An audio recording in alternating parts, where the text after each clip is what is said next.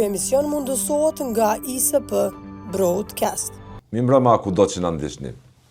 Së pari certifikimi, konstituimi i kuvendit, zgjedhja e qeverisë, tek pastaj mund të diskutohet për presidentin apo presidenten, meqense me 4 tetor është afati i fundit kur kjo legislaturë e re në pritje që të konstituohet ka afat të jap Kosovës këtë zgjidhje të madhe politike, arsye pse në Kosovë mbajti zgjedhje formalisht me 7 qershor të këtij viti. Kam ftuar mikun, kolegun Afrim Kasolli për analizë mbi këtë kontekst të kësaj klime me repriza politike me tas. Kasolli, faleminderit për kohën. Kësirit, t'jemi së bashku. I përbena këto me renditje, me qenë se si të tilla po i shohim të artikuluara edhe këto ditë. Shihni se Kosova përfundimisht mund të ketë institucione të qëndrueshme, të forta dhe stabile, me një president të zgjedhur. Por edhe do të fakti që e fillove me procedurën teknike të konstituimit të organeve të reja të dalura nga zgjedhjet e 7 qershorit tregon që edhe ne po i kemi të vështirë do thotë të bëjmë analizë politike, sepse edhe ata që kanë përgjegjësi dhe kanë detyrim do thotë të ofrojnë solucion politik për situatën në cilën ndodhemi, kanë marrë rolin e kryeshefit të KQZ-s, do thotë nëse pyetet veçanërisht lideri i lëvizjes së vendosjes mbi cilin bie barra dhe përgjegjësia më e madhe sa i përket drejtimit politik të jap kësaj situate me të njëjtën gjuhë, me të njëjtën reprizë, do thotë na tregon sikur të ishte përfaqësues teknik i Komisionit Qendror të Zgjedhjeve dhe jo lider politik, me që kriza është politike, para se të jetë çështje procedurale teknike. Dhe madje pikërisht kjo gjuhë tregon është një lloj përpjekje për të maskuar për bindjen time mungesën e vullnetit politik, do thotë për të dhënë vendit institucione të reja. Tash në këtë situatë pak është vështirë të jepet një parashikim i saktë, apo se a do të kemi apo jo institucione, mirë po nëse ja analizojmë parametrat real, do thotë, i kemi disa parakushte të subjekteve opozitare, të cilat çuditërisht është kjo edhe një lloj paradoksi i ri në politikën tonë, ku opozita më tepër në opinionin publik tenton ta krijojë përshtypjen që po angazhohet për krijimin e institucioneve se sa vetë pushtetit. Do thotë ai kanë vendosur disa parakushte, lidhja demokratike e Kosovës, madje siç kemi bashkë biseduar, do thotë sepse edhe në atë kohë kam qenë i bindur që deklarimet e zotit Tahaziri nuk kanë qenë vetëm personale, pa reflektuar ndonjë disponim të brendshëm, spaku të ndonjë krahu politik në lidhjen demokratike të Kosovës, e ka shprehur vullnetin e saj edhe për bashkëqeverisje, duke i targetuar edhe ministrit, të cilat ky subjekt politik do të ishte më kompetent sipas tyre për të menaxhuar situatën, ndërkohë Partia Demokratike e Kosovës është edhe kjo e përçarë në një farë mënyrë. E para do të premisa e parë që nuk e përjashton koalicionin me lëvizje vendosje ka qenë se nuk kanë vija të kuqe për asnjë subjekt politik. Dhe në momentin kur thuhet që nuk kemi vija të kuqe për subjekte politike shqiptare, tash është fjala, atëherë mundësitë janë të hapura edhe që ky subjekt ketë apetit për ndarje të pushtetit me lëvizjen vetvendosje. Zërat janë të ndryshëm, ne kemi parë do thotë çndrimin e zotit Lushtaku që ka qenë kundër në mënyrë kategorike, por kemi parë edhe çndrimin e njërit prej eksponentëve po ashtu të vjetër të Partisë Demokratike të Kosovës, zoti Xhavit Haliti, i cili tha që edhe nëse zoti Lushtaku nuk ka vullnet, që është shumë ishte indikative kjo për mua, që nëse nuk ka vullnet për bashkëqeverisje, atëherë ai mund ta zgjedh rrugën e tij dhe Partia Demokratike e Kosovës nuk ka nevojë që ta humbë këtë lloj shanse politike në një farë mënyrë. Dje po ashtu një deklarim të zotit Buja, një person, po ashtu një figurë e rëndësishme kësaj partie, një figurë tradicionale i cili shprehu vullnet për bashkëqeverisje me lëvizjen vendosje. Ndërkohë kryetari i partisë deri më tani ka qenë i heshtër, por janë vendosur parakushtet që kanë të bëjnë me gazin amerikan. Dhe Aleanca Paramërinë e Kosovës në një farë mënyrë i ka vendosur disa parakushte politike. Pra kemi disa lloj parakushte nga opozita, nëse jo në mënyrë unike, se me çfarë rrethana ato do t'i përgjigjeshin pozitivisht ftesës së lëvizjes vendosje, por çuditërisht subjekti kryesor politik, siç thash, do thotë është indiferenca i përket këtyre temave politike dhe po e reprezon gjuhën teknike të krijimit të institucionit, gjë që tregon një lloj neglizhence nga Albin Kurti apo një lloj mos interesimi nga ana e tij edhe që të kemi institucione të reja, mbase me ndonjë skenar që për bindjen time për shumë faktorë që do t'i analizojmë gjatë emisionit, ka më tepër vullnet që të shkohet edhe një në zgjedhje të reja të jashtëzakonshme se sa t'i privallës për krijimin e institucioneve. Meqense tema presidentit çoi Kosovën në zgjedhje të jashtëzakonshme me 7 qershor, dhe ishte arsye kryesore. Domethënë që partia zotit Kurti, ai personalisht me tjerët nuk arriti bëj kompromis, konsenzus mbi një emër presidenti. I shefja, nësë mund të themi, grupit parlamentar të vetëvendosis Arbrije Nagaci u përgjigj për Radion Evropa Lirë duke i të në dimenzion më qartësues ndoshta situatës. Më lejo ta citoj dhe do ta komentojmë. Ajo ka thënë për Radion Evropa Lirë, sa i përket qeverisë, ne i kemi votat e nevojshme, prandaj menjëherë pas konstituimit të kuvendit, pa humbur kohë duhet vazhdojmë me procedurën për votimin e qeverisë, ndërsa afatet kushtetuese do të angazhohemi edhe për arritjen e konsenzusit rreth zgjedhjes së presidentit apo presidentes. Kështu ka thënë ajo pak a shumë. Duke përsëritur ndoshta gjitha deklarime politike të këtij viti tu para se si komenton këtë. Edhe para se të përfundonin zgjedhjet, nëse mban mend do të një bashkë kur kemi analizuar hapat e ardhshëm që mund të jenë, edhe që do të japin një farë lloj indikacioni sa ka vullnet apo interesim që të gjendet ndonjë emër për president apo vetëm do të përdorin inskenimin në mënyrë që të përdoret si justifikim për zgjedhjet e reja. Kam thënë që varësisht se cilin procedurë fillimisht do ta tentoj ta inicoj lëvizja vendosje transmeton mesazhin për interesimin e saj politik. Dhe sepse tashmë i kemi analizuar, ekzistojnë precedentet se në situata të këtilla, në situata të njëjta, se çka ka bërë kuvendi, cila ka qenë tema e parë që ka ndërmarrë për ta zgjidhur në mënyrë që të krijohen institucione. Si në vitin 2011, si në vitin 2021, do thotë kemi thënë që tema e parë që kuvendi me cilën është ballafaquar ka qenë zgjedhja e presidentit. Vetë Albin Kurti e ka ndjekur këtë logjik politike, këtë logjik juridike më tepër po themi, procedurale në kuvend Kosovë. Dhe tash nuk ka asnjë lloj justifikimi pse të njëjtit po e përmbysin atë kriter të cilët e kanë ndjekur para 5 vite sapo i bjen. 5 vite, që tregon do thotë çka tregon këtë që nuk dëshiron ta ndaj pushtetin me tjerë. Nuk dëshiron, do thotë njëri prej parakushteve po e zom të si të lidhjes demokratike të Kosovës, ashtu edhe të Partisë Demokratike të Kosovës është që të ketë marrëveshjen pako për krim të institucioneve. Shumë edhe në mandatin e kaluar, edhe tani lideri Bedri Hamza e ka përsëritur që nëse i dëshirojnë votat e Partisë Demokratike të Kosovës, atëherë paraprakisht duhet të ketë marrëveshjen pako, si për kryesi të kuvendit, për qeveri, ashtu edhe për temën e presidentit. Dhe tash me këta hapa politik, Kurti po e shpërfill njërin prej parakushteve të dy subjekteve kryesore opozitare me cilat do t'i siguronte numrat për zgjedhjen për sigurimin e korumit dhe më pas për zgjedhjen e presidentit. Tregon mos interesim për ta ndarë pushtetin me këto subjekte politike ose të paktën për t'i shpërfillur totalisht dhe për t'i konsideruar irrelevante. Kush po e di se çfarë po kërkon politikisht aktualisht në Kosovë nga partitë politike? Sipas jush. Nga ndëgjor, jam bindur se ato vetë nuk po e din do se çka janë duke kërkuar, por me kësi hapa gradual duke i neglizhuar detyrimet që i kanë, detyrimet kushtetuese e tjera, do ta krijojnë mbase klimën për zgjedhje të reja të jashtëzakonshme. Sepse kjo temë është kryesisht politike, nuk ka hapësirë për interpretime teknike, dihet arsye pse kemi shkuar në zgjedhje dhe në rrethana normale, do që ka qenë e paprecedent si në mandatin e kaluar, tash në rrethana normale do thotë për herë të parë do të krijohet kjo mjegullnoje ku ne nuk e dim kush do të jetë kandidati për president, nuk e dim do të formulat e bashkëpunimit e tjera. Gjitha janë risi që po ndodhin në skenën politike duke shtu konfuzionin dhe duke mos qenë në gjendje askush të prognozoj se çfarë drejtimi do të marrë vendi. Mbase liderët politikë si zoti Kurti e tjerë kanë kalkulimet mirë, po flas për ne jemi një farë lloj terri informative tëra që po tentojmë është të analizojmë mos veprimet e subjekteve politike sesa veprimet e tyre politike. Pra, për ta rekapitulluar, siç kam thënë, edhe prej notës finale kur përfunduan zgjedhjet, prej fjalimit të famshëm të Kurtit, nëse nuk ishte brutal sikur në zgjedhjet e 9 shkurtit, prej asaj notën ka mbretër një lloj doze hezituese nga ana e tij që të ketë shumë vullnet t'i krijoj institucione të reja kur filloj me ato justifikime që i kemi institucione, nuk ka nevojë të ngutemi, nuk e ka marrë me shumë presion këtë temë dhe mbase duke pritur, duke analizuar rrethanat se cilat do të jenë për të kalkuluar çfarë përfitime do t'i sjellin më shumë. Politikisht aktualisht cilat janë rrethanat kë e favorizojnë më shumë aktualisht?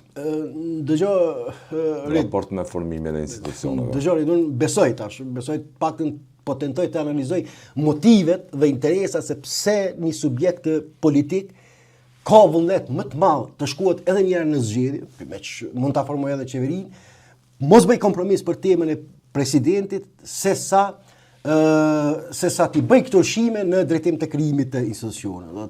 Cila është arsyeja, sepse kjo është një lloj sfide në një farë mënyre. Unë besoj që lëvizja vendosje kalkulon, tash a mund ndodh kështu është temë tjetër, kalkulon që mbase është një moment adekuat përfitues për të që shkohet edhe një herë në zgjedhje të reja të jashtëzakonshme, se sa të ndjek një rrugë tjetër. E para do thotë ne po e shohim çka po ndodh në lidhjen. Po, ti rendisim disa, do thotë ne po e shohim rrit çka po ndodh në lidhjen demokratike të Kosovës. Ka një lloj kushtimisht ta quaj kështu, një lloj rebelimi të mbrëmshëm të disa degëve kryesore të këtij subjekti politik kundër leadershipit të këtij subjekti politik, zotit Lumir Abdigjiko, që në esencë mund thuhet kundër tandemit Abdigjiko Vjosa Osmani. Tash më po vrehet ato kriza ka arritur majën e icebergut, nëse jam i bindur që kjo ka qenë prezente aty që një kohë të gjatë, por me që nuk dha rezultate eksperimenti dhe shpresa e fundit e Lumir Abdigjikut me Vjosa Osmani, atëherë janë akumuluar dhe janë shpërfaqur gjithnjë më tepër këto kriza. Dhe një subjekt politik i cili shkon në zgjedhje me këtë lloj përçarje të madhe, nuk jep shumë shpresë se mund të krijojë mobilizim politik kundër lëvizjes vendosje. Unë besoj që do të ketë kosto edhe më të mëdha elektorale lidhja demokratike e Kosovës në këtë gjendje nëse shkohet në zgjedhje të reja të jashtëzakonshme, sepse betejë kryesore sot që e ka LDK, e ka betejën me vetveten, nuk e ka më me oponentët e saj politik. Leadershipi i partisë i lidhjes demokratike të Kosovës, sfidë kryesore ka si ta mbjetoj garën e brendshme elektorale. Në këto rrethana, tash nëse shkohet në zgjedhje me këtë lloj barre, kjo krijon një disfavor të jashtëzakonshëm politik për lidhjen demokratike të Kosovës, gjë që jam i bindur që këtë gjë ka vërejtur të kurrë. Po, e ka vërejtur, po shihet gjë që jam i bindur që kjo lloj krize do të vjen duke u agravuar. Nuk e ka temën e presidentit, do të vjen duke u agravuar dhe që sa më tepër që agravuat, aq më tepër e cenon mirë funksionimin politik të lidhjes demokratike të Kosovës. Në anën tjetër, ai mund ta lexoj kështu, sipas bindjes time, ai mund ta lexoj kështu. Edhe Partia Demokratike e Kosovës nuk ka kaluar mirë në zgjedhjet e fundit parlamentare. Ne nuk kemi ndonjë arsyetim zyrtar të këtij subjekti politik, mirë po mos harro, janë për një subjekt i cili ka qenë 6 vjet në opozitë, do të që ti humb deri në 40.000 vota, janë humbje e madhe politike, dhe mbase kjo ka të bëjë, siç e kemi analizuar, nga shumë faktorë që kanë ndikuar, por edhe me pritjen e gjatë, me lodhjen mbi pritjen opozitare të tij, gjë që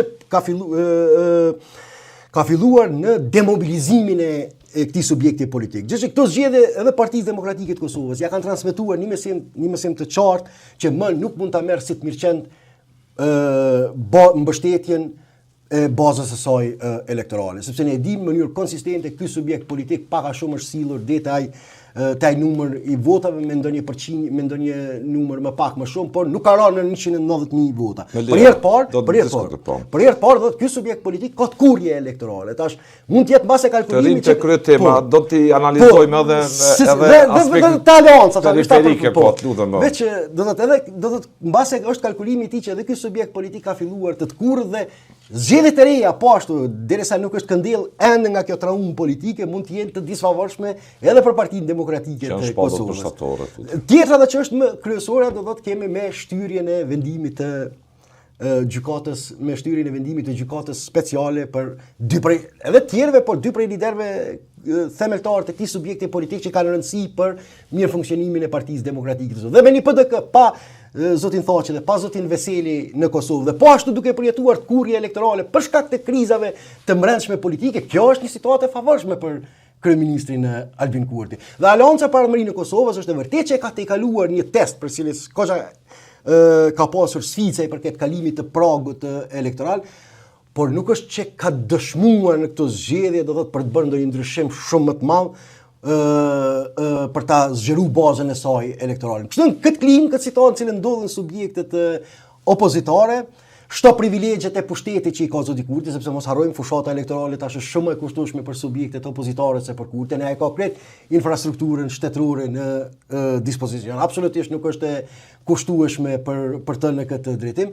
Shto edhe këton mund të jetë kalkulimi i tij, këto janë vetëm zhvillime dinamike të brendshme, mund të jetë kalkulimi i tij që mbase është momenti ideal dhe vendimtar edhe një herë për ta sprovuar fatin e tij politik, për ta siguruar atë që e ka projektuar si synim. Lajme për fragmentarizim e klime antagoniste po prodhon opozita aktualisht. Nuk po prodhon partia Kurtit. Absolutisht. Ne po i përcjellim para sa mundim zhvillimet politike. Çka kemi parë? Kemi parë gjumë shumë brutale ndërmjet njëri tjetrit sa i përket eksponentëve të lidhjes demokratike të Kosovës, duke akuzuar njëri tjetrin edhe për tradhtarët, skiminjor për tradhtarët pa burre e tjera. Do të edhe tendenca e Lumena Abdigjikut, nëse e shem me vëmendje arsyetimi i tij gjatë gjithë kohës, këtë lloj rebelimi tenton ta zhvlerësoj dhe ta denigroj si një lloj komploti armisor që po i bëhet brenda, që sipas tij në kohën kur pikërisht LDK-ja ka filluar të sforcohet, janë mobilizuar armiqtë e brendshëm që ta pengojnë këtë sukses politik. Edhe në Partinë Demokratike të Kosovës, ndonë se kanë qenë më të një farë mënyrë jo shumë brutale, jo shumë publike, më pak të ekspozuara, por vrehen që ekzistojnë këto rivalitete politike, të cilat kanë mundur të menaxhohen, kanë mundur të menaxhohen nga shpresa e madhe për epilogun e Hagës. Mirë, po në ndërkohë sa më tepër që shtyhet kjo vendimarrje kapitale sa i përket gjykatës në Hagë, nuk di do thotë se sa do të mund të menaxhohen edhe me tutje këto fragmentarizime të brendshme politike. Këtë drejtim siç shumicën e kohës këtë minutash po e konsumojmë duke komentuar fragmentarizimin opozitar. Çka tregon kjo? Si do ta arsyeton sipas jush Kurti një situatë të ngjashme politike kur vendin do ta përballin zgjedhjet e reja. Çfarë do të thoshte sipas jush Kurti në arsyetimin e tij që vendi po shkon drejt zgjedhjeve? Si do ta arsyetonte këtë sipas jush? Çfarë do t'i thoshte publikut? Jemi në muajin korrekt. Jemi në muajin korrekt. Unë nuk besoj që Kurti nuk do të bëj tendenca, nuk do të bëj përpjekje për ta justifikuar veten për krijimin të institucioneve. Një në situatën në cilën ndodhen subjektet opozitare jam i bindur që as nuk mund të bashkëpunojnë me të dhe as nuk mund të refuzojnë. Kjo është gjendja e palakmueshme në cilën ndodhen, sepse çaret janë shumë të mëdha të cilat nuk mund të sanohen nga secili veprim që e ndërmarrin. Si të paralizuara, si të paralizuara të subjektet opozitare për shkak të këtyre fragmentarizimeve, do të jenë një kartë e rëndësishme për të politike për ta vazhduar të njëjtën retorikë që ato nuk kanë vullnet për të dhënë vendit të institucione. Gjë që e ka përsëritur në mënyrë të vazhdueshme. Dhe tjetra që po e shohim.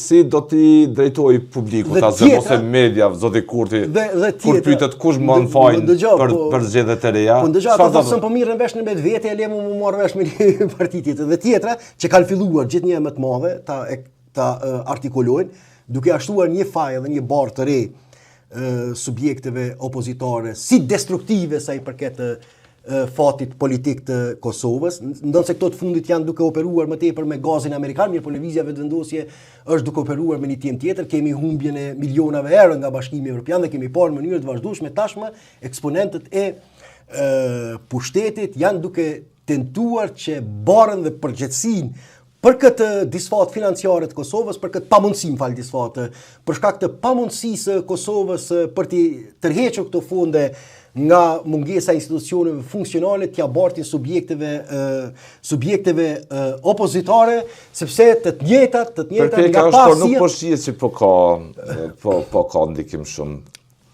Aktualisht. Dëgjoj tash që ne gjatë ditëve vim pasi të konsumohen procedura. Por kjo është leva, kjo është instrumenti që po përdor si kundërvlerë ndaj gazit amerikan.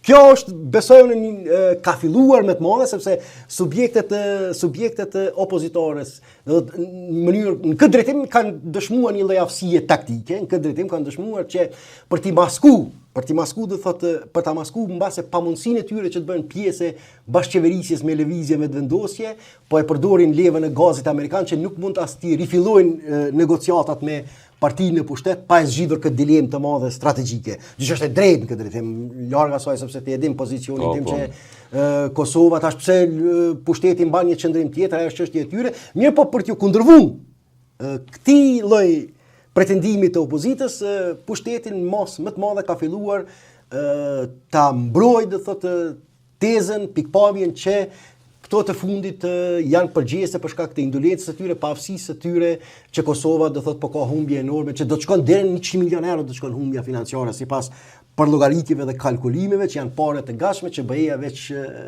ti derë në kontët financiare të shtetit të Kosovës, por që paraprakisht duhet të plotësohen disa procedura administrative, ligjore tjera që duhet të sinjalizohet Kurti nuk po merr në qeveri, nuk po ndon pushtetin me tjerë, me gjithë kërkesat që ka nga LDK ta zë me PDK.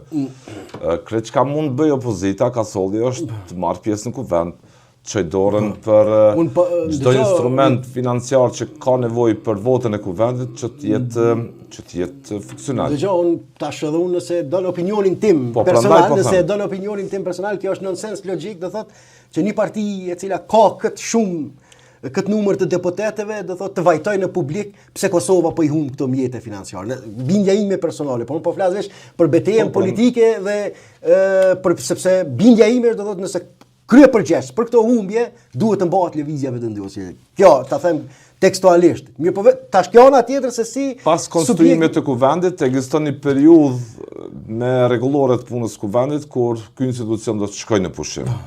Sipas jush do të konstohet kuvendi, që në fillim të punës së tij, pastaj mund të jetë një agjendë ndoshta prioritare legislative për ato ligje që janë tepër me rëndësi që presin me kohë për aprovim mbas edhe ratifikim ndonjë marrëveshje ndërkombëtare dhe kuvendit shkojnë në pushim. Vullneti i qartë i partisë fituese zgjedhjeve dhe nëse i siguron do thotë votat që duket që nuk ta ketë të lashe mbi gjatën e votat i siguroj, do të jetë e para konstituimi i kuvendit dhe votimi i konfirmimi i kurtit 4 sapo bën. Kurti 1 2 3 tash i qeverisë kurti 4 dhe sepse po shihet qartë për çështjen e presidentit nuk e kanë në agjendë për aktualisht nuk ka asnjë lloj indikacioni që e kanë në agjendë primare politike. Ndonse prapë them kjo do të jetë një temë siduese kushtetuese, unë nuk mund të paragjykoj se cili do të jetë epilogu i saj, mirë po do të jetë një temë sfiduese kushtetuese sepse ditën që tashmë ekziston gjykimi i gjykatës, ditën që konstituohet kuvendi 60 ditë ka kohë deri në zgjedhjen e presidentit të ri. Nuk ka më kthim mbrapa pasaj përket kësaj norme kushtetuese dhe se cila çështje duhet të konsiderohet primare për bindjen time politike, por tash a mund të verifikohet kjo juridikisht mbetet të shihet për bindjen time, tema e parë pas konstituimit të kuvendit duhet të jetë ajo e presidentit, ndërkohë nëse lëvizja vetëvendosje ndjek një strategji tjetër, mbetet në vullnetin e subjekteve opozitare do ta sfidojnë në gjykatën kushtetuese apo jo, sepse të njëjtat, siç kemi bashkëbiseduar, ka kohë që kanë dhënë indikacione që më nuk janë të interesuara ti adresojnë në gjykatë kushtetuese shkeljet eventuale të pushtetit sepse po ju rikthehet në bumerang politik. Dhe do të thotë paaftësinë e tyre politike për të mbrojtur fitoret juridike, tash dëshirojnë ta kompensojnë me abstenim edhe nga njëra prej betejave kryesore të suksesshme që e kanë pasur gjatë kësaj faze. Kasolli, nëse vendi shkon në zgjedhje, kurtit këtë do ta justifikonte që nuk ka me këtë bisedoj as në LDK e as në PDK. Nuk arri të marrë zotimin as njërit, as kryetarit tjetër, as për prezencën e votave në kuvend. Kështu pak a shumë për dallim nga zgjedhjet e shtatërore. Po, njëra prej do të jetë edhe tema tjera, mirë po njëra prej justifikimeve do të jetë kjo, do thotë që po vazhdojnë shantazhet e opozitës ndaj konstituimit të organeve të reja me qëllim ndaj temës së presidentit. Ndaj temës së presidentit, po duket qartë që kurti nuk është interesuar ndaj pushtet, as me PDK, as me PDK në tashme për qeverinë, as për kuvend. Ose të ndjek një strategji tjetër siç ja kishte bërë Lidhjes Demokratike të Kosovës, pasi ishte votuar qeveria, më pastaj e kishte ftuar në bashkëqeverisje. Por fillimisht siç duket do të sprovoj veten, forcat e veta në kuvendin e Kosovës, dhe më pastaj nuk po jashtohet mundësia që t'i bëhet në një ofertë lidhjes demokratike të Kosovës, në mënyrë që ta sforcojë edhe më tepër narracionin e tij politik. mbi domosdoshmërinë e zgjedhjeve të reja, sepse siç kam thënë këtu do të në mandatin e kaluar Kurti e çon deri në fund lojën për të shfaqsuar para opinionit publik derisa ajo që Zbashko e pa të analizuar kur thashë ai në fund do të delë të thotë që çka mund të bëjmë më shumë Albin Kurti për krijim të institucioneve ashtu duli në fund u tha dërzoni 3 emra, bëni këtë e tjera dhe në fund duli tha çka mund të bëjmë më shumë Albin Kurti sa i ket vullnetit dhe gatishmërisë së tij për kompromis politik. As do të mund ta zëm nëse ka diskutim mirëfilli për temën e presidentit, as do të mundet të bashkohej rreth 1 ose 2 apo 3 propozime vetë PDK, LDK, AK. Ndëgjore, ne kemi parë mandatin e kaluar. Subjekte të ndara, po në një situatë të tilla do të ishte e favorshme për këto subjekte që t'i thonin partisë së parë këta janë 3 emra për të cilët ata do të votojnë. Ndëgjore, ne kemi parë në mandatin e kaluar, do të thotë sinjali politik dhe publik është dërguar ashtu. Unë nuk i di tash kalkulimet personale dhe grupore të zotit Hamza e të zotit Abdigjiko, por mandatin e kaluar vullnet më të madh kemi parë nga 2 subjektet kryesore opozitare për të bashkëbiseduar me partinë fituese të zgjedhjeve se sa të trija Zbashko, sepse edhe LDK-ja edhe PDK-ja ishin pajtuar që ta shpërfillnin rolin politik të zotit Haradinaj dhe t'i përgjigjeshin shijes politike të Albin Kurtit që vetëm me ju dyja mund të negocioj për këtë temë dhe jo me zotin Haradinaj. Dhe në këtë drejtim unë jam i bindur që do të tentoj ta ndjek në të njëjtën skemë të përçarjes opozitare Kurti. Dhe tash, sepse njëri prej sukseseve, njëri prej arsyeve suksesit tij elektoral është pikërisht edhe mungesa e unitetit opozitar. Ato kishte veprim i mençur, po them, i PDK-s, i LDK-s dhe AK-s, që të trijave së bashku, që arrinin konsensus këto fillimisht rreth 2 apo 3 emra ose rreth 1 emri për temën e presidentit. Dhe me atë emër, këto 3 subjekte të operojnë në këtë proces politik, duke krijuar... Që t'jeti pa negociushëm Që t'jeti pa negociushëm, përsa i takon votës. Nuk ka diskutim, do thotë mirë, po do ta kenë shumë të vështirë. Do ta kenë shumë të vështirë, do thotë edhe këto subjekte, sepse secila prej tyre është duke e kalkuluar pozitën e presidentit për vete. Aleanca po e mbron pikpamjen që të nominohet zoti Haradinaj. Partia Demokratike e Kosovës disa herë nëse nuk ka dhënë emra, disa herë ka bërë qartë që çdo aranzhman për këtë temë pozita e presidentit duhet të mirët në konsiderat kandidati i Partisë Demokratike të Kosovës.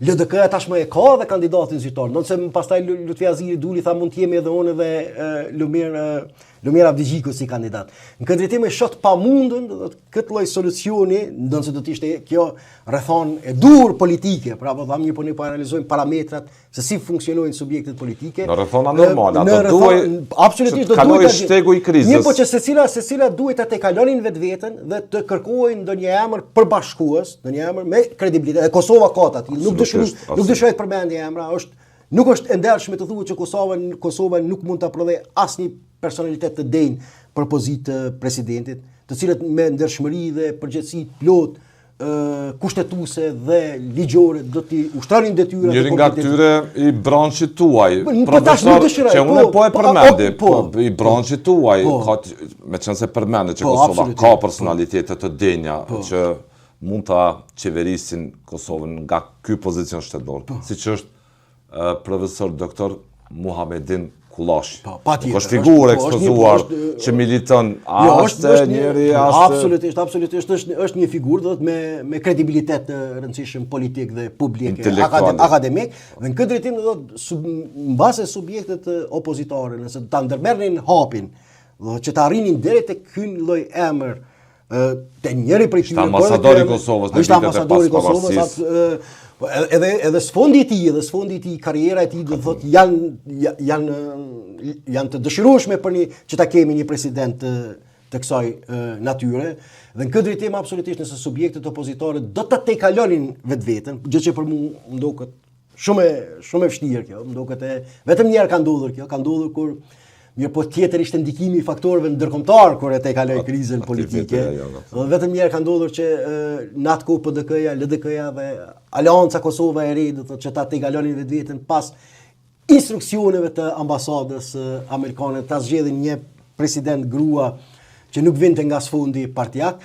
Mirë po në rrethonat aktuale nuk po e shoh të mundur që edhe subjektet opozitare kanë vullnet për të ardhur deri tek një emër i tillë konsensual. Ndonse do të ishte një fitore për ta përfunduar, nëse ndërmarrin këtë veprim taktik, do të ishte një fitore goxha serioze taktike e tyre dhe do ta sfidonin për muri lëvizjen vetëvendosje, nga se do të ekspozojë brutalisht mos interesimi i saj për krijim të institucioneve dhe shpërfillja kështu mbase do të tregonin dhe vullnetin e një mend politik. Dhe shpërfillja e saj ndaj atyre personaliteteve që mirëfilli do t'i bënin nder mirë funksionimit të pozitës së presidentit si njëra prej institucioneve kryesore të shtetit.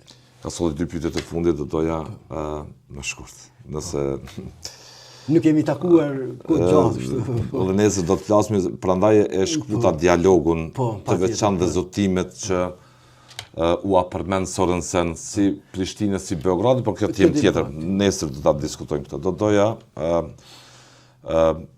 funksion të kësaj perspektive të sotme, të zëm politike, të rikthejmë momentet kur komuniteti ndërkombëtar, përkatësisht ambasada Shteteve të Bashkuara dhe shefat e UNMIK-ut ishin garant të qeverisjes së Kosovës.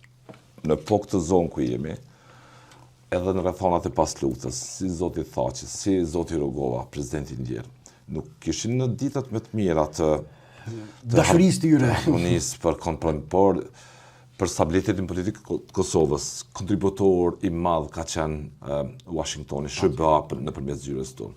Dhe ata e braktisën këtë nevojë jetike për stabilitet, me qëse Kosova është shtet. Dhe vetë SBA ishin në thumë të kritika, po nga partia e Kurtit se kjo ambasadë po modelonte një vullnet politik për te disponimi dhe votave që kishin dhënë qytetarët, duke e akuzuar vazhdimisht. Dhe kur shohim tash një distancim të komunitetit ndërkombëtar, përkatësisht edhe të Kuintit edhe gjithë këtyre, shohim që kriza nuk na hiqet fare nga mendja ka solli. Ai ishte i dobishëm ky demonizim i miqve tanë ndërkombëtar. Çka flet një rrëfim historik për Kosovën e djeshme, nëse mund ta them, kur e kemi parasysh këtë krizë që 2 vite. Nuk arrin të gjejnë një kompromis, një formulë ma elementare për t'i dhënë vendit institucionet që nuk. Përdori terma ma ekstrem, kështu mirë, po është marrëzi, do thotë që të demonizohen ata faktorë që kanë qenë vendimtar në gjithë historinë moderne të shtetit të Kosovës, sepse ne nuk jemi Kinë, dhe Kina ka nevojë për aleat, ne po i shohim edhe vende goxha serioze të konsolidume se si janë të etur për aleat. Madje mos harro për të na inkuraju, që e ngarkuara me punë ambasadës amerikane. Thotë jemi të lumtur që Kosova është njëri prej vendeve me aleate të Shteteve të Bashkuara të Amerikës. Thotë edhe SBA do thotë ndjen një lloj satisfaksioni e kënaqësie që një vend i vogël si Kosova me 1,5 milion banor është në anën e tyre, gjithë çfarë nevoje kanë SBA për Kosovën në planin global, kështu të themi.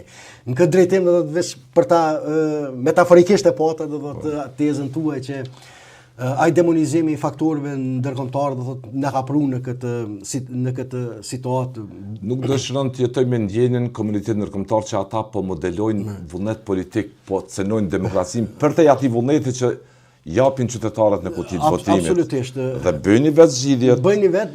E shohim këtë zgjidhje, dëshmoj aftësi tuaj për kompromis e konsenzus dhe shohim që 2 vite ka solli që ky kompromis e konsenzus nuk duket në horizont. Tash për Shtetet e Bashkuara të Amerikës procesi i shtetëndërtimit të Kosovës është i përfunduar.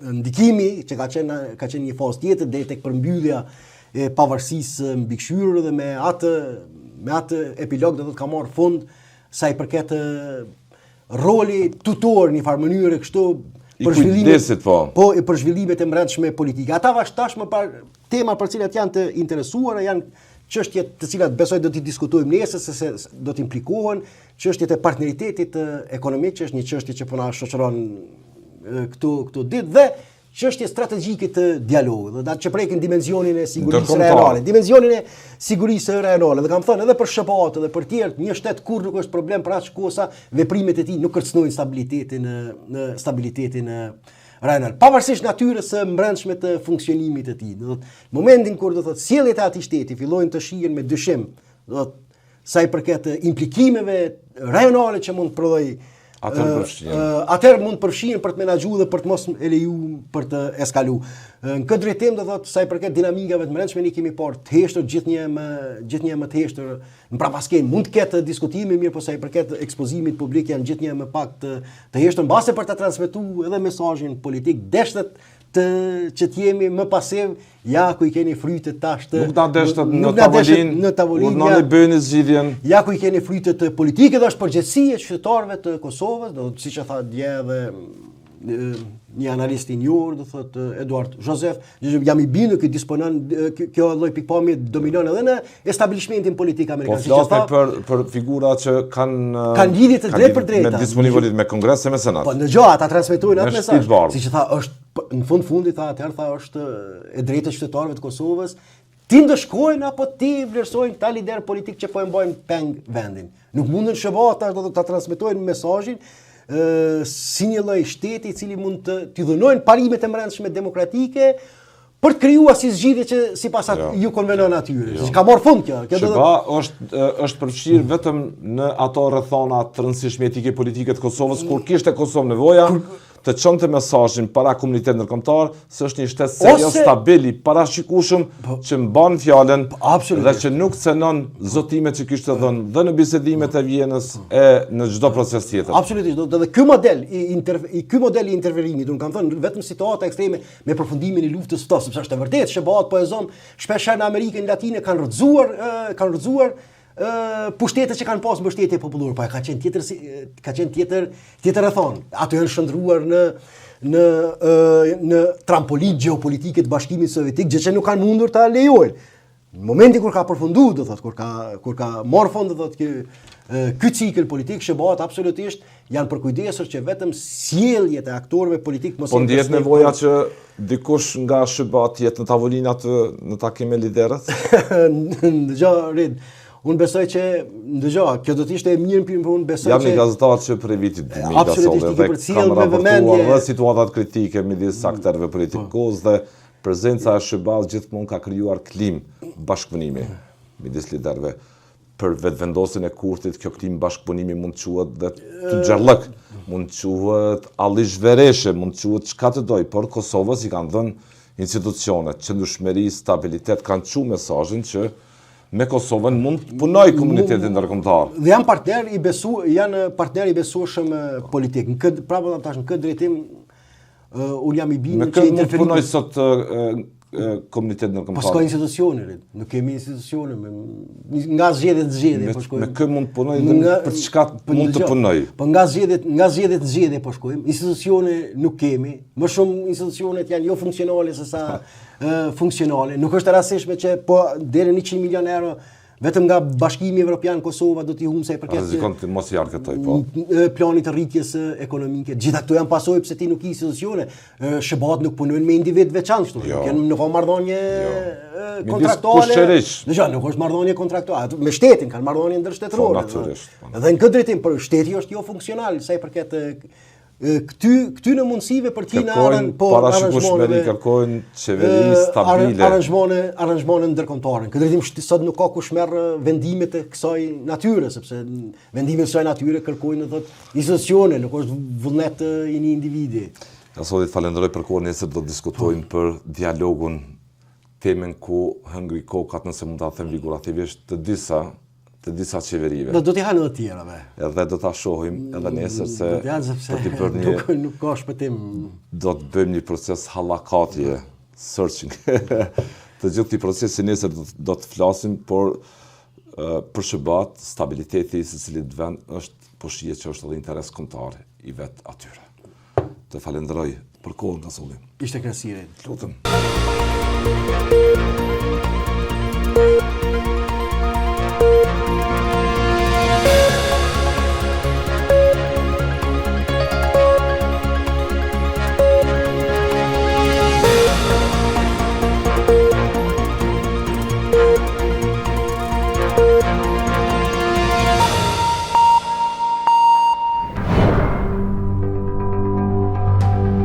Ky emision mundësohet nga ISP Broadcast.